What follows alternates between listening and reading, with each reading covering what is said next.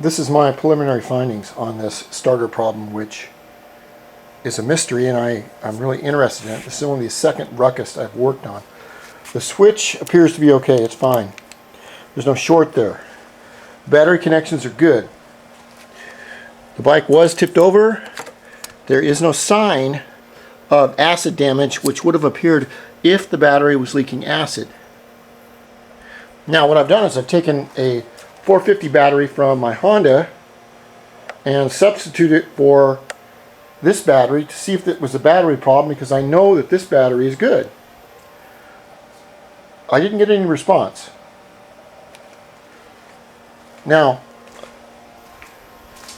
it's been 24 hours since this little battery's been charging from the Ruckus, right here.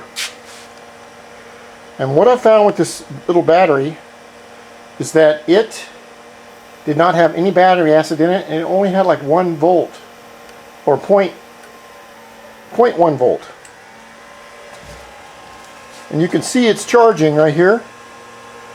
It'll say 0.2 and FO3. FO3 means it has an open cell. What it means basically is that this battery is tits up. It's just it's no good. Now I don't know if it's a battery problem. See, the one thing I don't have a schematic on this Ruckus, and that's the next thing I should get is I need to get a manual for the Ruckus, a repair manual from Honda. And like I said, I'm very good with everything except electrical, chasing down diode leads and resistor problems and things like that. I'm not real good at that. So I'm going to put it all back together and get it running the way it was. There are no leaks or anything that I see. It's a little bit dusty, but that's no problem.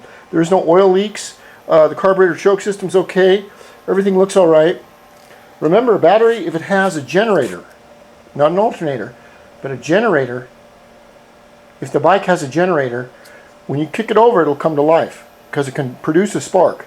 But if it has an alternator, it needs that battery. It needs just a little tiny bit of juice to make that coil kick over. And I don't have the schematics on this to understand it that well.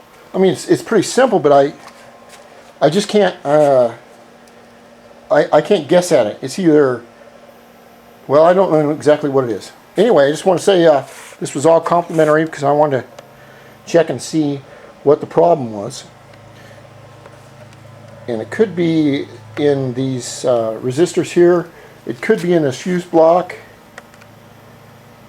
But I see no oil leaks. I see no scrapings. I see no signs of damage. Except that someone did come in here at one time, right down in here, and they were playing with some of the wires off the ignition. So someone has been in here. But what I think is it had a faulty battery from the factory, because if it didn't have any acid in it, and this is a common problem, because you can go buy a battery from a shop, and what the idiots will do, there's some kid working there, he'll put the acid in it and he'll forget to charge it. Or what he'll do is he'll charge it and forget to put the acid in it, which doesn't work too well. And these new batteries, I don't know how they make them, but they only last 6 months and they're worthless. I've spent 3 batteries on this 450 and three of them on this. The old Honda batteries, the old leaded ones or zinc or whatever the hell they were great. Anyway, that's my take on this. I'm going to put the I'm going to let the battery cool down over here, and I'll put it in, and I'll see if maybe it'll work, and I'll kind of give it a cursory check as far as the electric starter is concerned. One thing we know for sure, it has 0 voltage. So either you have a bad battery, a bad generator alternator, or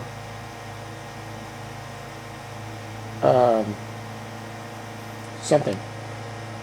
So next thing I have to do is put this back together, but I am going to buy a manual on this Ruckus because there's a lot of them in town I like to work on. Alright, let's do the customer.